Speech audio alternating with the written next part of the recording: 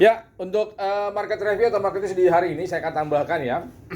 Edisi di awal pekan tanggal 18 Maret 2024. Seperti biasa juga setiap awal pekan saya akan memberikan range mingguan ya. Oke. Baik, yang pertama selalu saya soroti mengenai kondisi dari mata uang Amerika ya, yaitu dolar Amerika atau greenback. Ya. Dolar Amerika pada menutup akhir pekan kemarin ini bergerak menguat sangat tipis ya. Ini kita bisa lihat dari indeks dolarnya atau DXY kemarin berada di level 103.47 ya. Pagi ini melonjak tipis dia ke level 103.49. Sangat tipis dia ya, seperti itu. Karena apa? Kita tahu pekan ini akan banyak sekali agenda pertemuan plus rilis data yang akan berdampak besar terhadap pergerakan market, yang pertama. Yang kedua, akan berdampak juga terhadap arah kebijakan yang diambil oleh Bank Sentral Amerika. Ya. Nanti kita akan bahas lebih detail. Untuk dolar Amerika, potensinya untuk di hari ini masih akan berpeluang untuk mempertahankan penguatannya. Karena apa? Sentimen market kita tahu. Saat ini sentimen market yang berkembang adalah mengenai wacana pemangkasan tingkat suku bunga di bulan Juni. Ya. Yang awalnya menurut FedWatch sekitar hampir 75%, saat ini sudah mulai merosot ya ke level 61%. Seperti itu. Ini yang mendukung bahwa dolar Amerika masih berpotensi akan menguat untuk di perdagangan market hari ini. Tapi penguatannya terbatas. Karena apa? Pekan ini banyak sekali yang tadi saya katakan, agenda dan rilis data high impact Amerika. Oke, sekarang tinggal kita hubungkan terhadap pergerakan market. Yang pertama terhadap gold atau emas ya. Emas pada pekan kemarin tertinggi berada di level 2184. Ya, terendahnya berada di level 2150. Oke. Akhir pekan kemarin tertinggi 2172, terendahnya di level 2155. Ya. Oke, kalau perhatikan pagi ini pada saat open market Asia gap down dia.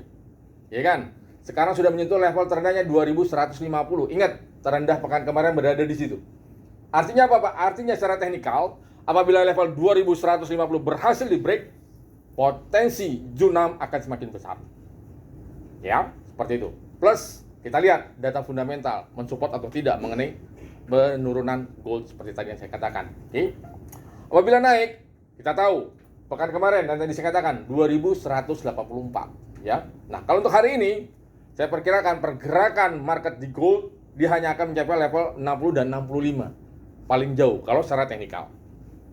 Plus kalau untuk hari ini secara teknikal juga pergerakan gold masih berpotensi bearish. Seperti itu, ya. Oke, apabila dia berhasil di level 2150, dia tidak akan terlalu jauh. Karena apa? Wait and see akan agenda pertemuan. Secara fundamental, Kamis dini hari, tepat di jam 1 dini hari akan ada FOMC.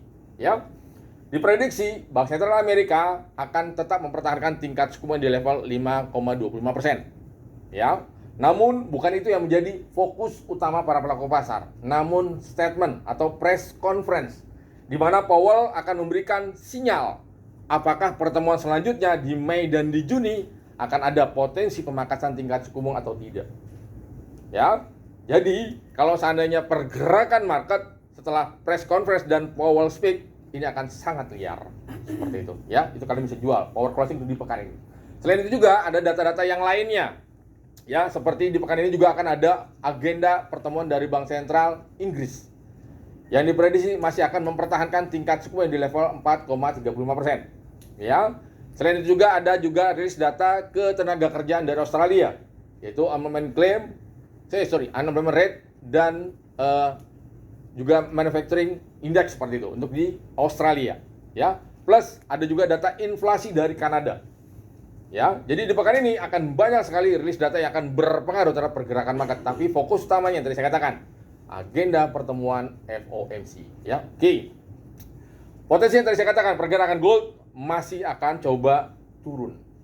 Penurunan paling jauh kemana, Pak? Oke, kalau level 2150 berhasil di break, paling jauh kalau saya prediksi berada di level 2135. Itu kalau secara teknikal kok. Ya, secara fundamental hari ini SPI akan rilis data. Namun tepat tadi jam 9 ada rilis data Cina industrial production, ya. Karena ini sesi Asia, berarti akan berdampak juga terhadap pergerakan gold. Industrial production Cina tadi dirilis bagus. Dari data sebelumnya 6,8, diprediksi 5,3, aktualnya 7,0%. Ini yang berpotensi harga emas akan coba bounce kembali, ya. Kita tahu pergerakan di pagi ini sudah berada di level 7 poin ya, 2150 dan 2157. Seperti itu, ya. Itu untuk pergerakan gold.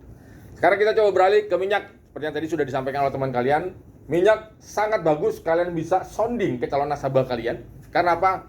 Minyak tidak akan berpengaruh sangat besar terhadap rilis data high impact Amerika.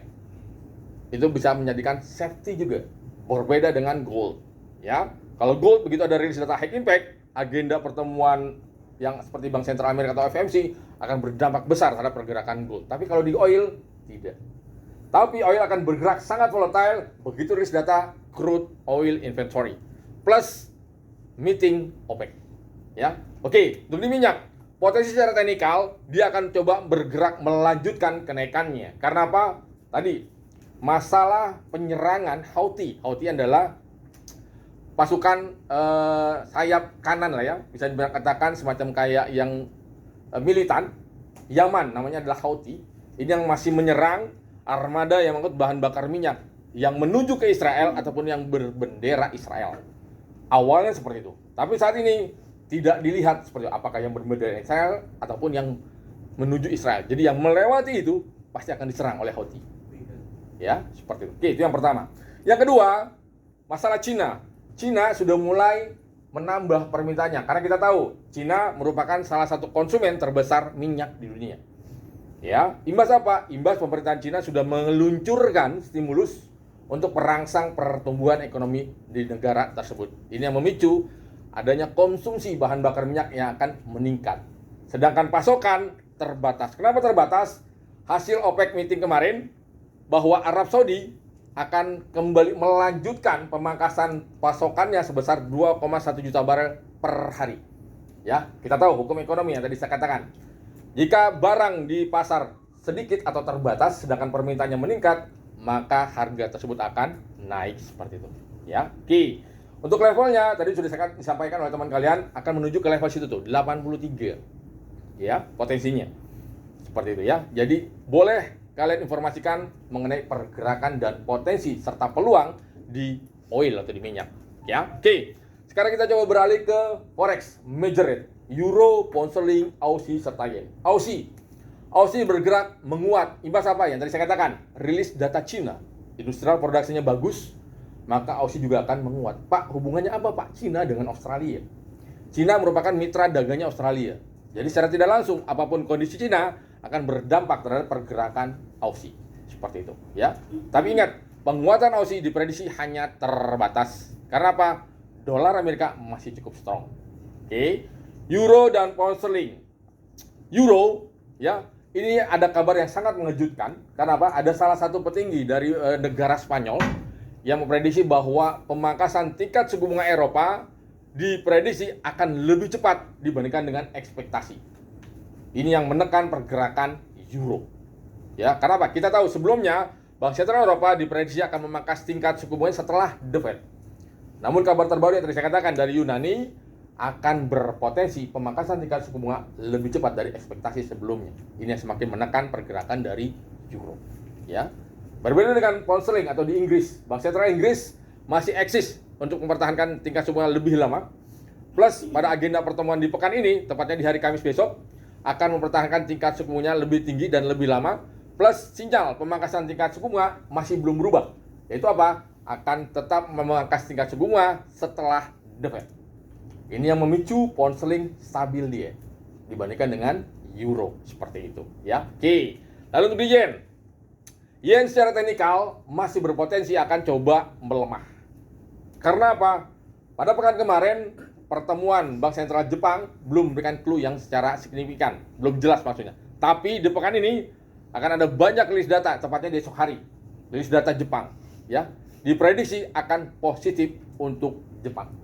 Jika positif untuk Jepang sesuai dengan ekspektasi, yen akan menguat dia. Ingat, kalau menguat berarti grafiknya turun ya. Seperti itu, ya. Oke, potensi paling jauh akan ke level 145 untuk pergerakan yen, ya. Oke. Itu untuk mata uang forex ya. Sekarang kita coba beralih ke indeks saham. Indeks saham Amerika di Wall Street ya, Dow Jones Industrial Average, S&P 500 dan Nasdaq ketiganya ditutup pada akhir pekan kemarin negatif ya. Dow Jones ditutup minus 0,07%, S&P 0,13% dan Nasdaq 0,02%. Karena apa? Aksi profit taking dari beberapa konsumen atau instrumen yang berada di Wall Street, terutama untuk saham-saham teknologi, saham-saham properti dan saham-saham finansial seperti itu. Sambil mereka wait and see akan agenda yang tadi saya katakan, FOMC pada Kamis dini hari nanti seperti itu ya. Oke, sekarang untuk indeks Asia, Nikkei dan Hang Seng. Nikkei stabil dia, sideways, berada di level 38.000 ya, 200 sampai 38.800 berada di range itu aja. Karena apa? Wait and see yang tadi saya katakan, akan agenda rilis data high impact Jepang esok hari. Ya, plus belum adanya sinyal dari Bank Sentral Jepang. Jadi untuk Nikkei, saya prediksi secara teknikal masih berpotensi akan sideways. Berbeda dengan Hang Seng. Kalau Hang Seng, dia akan berpotensi melanjutkan penurunannya. Karena apa? Meskipun Bank Sentral Cina, pemerintahan Cina sudah meluncurkan stimulus yang tadi saya katakan sebesar 3,1 miliar yuan, tapi belum berpotensi meningkatkan minat para pelaku pasar akan aset beresiko, yaitu di Hang Seng. Secara teknikal, yang tadi saya katakan, potensi Hang Seng masih akan berpotensi turun seperti itu ya. Oke. Lalu saya informasikan juga bahwa nanti siang kita ada dua event ya. Jam 2 kita ada Tradepedia, jam 3 kita ada TCN Live Trading. Linknya seperti biasa saya akan share di grup. Baik, untuk market news saya rasa itu aja. Ada yang mau ditanyakan? Silakan.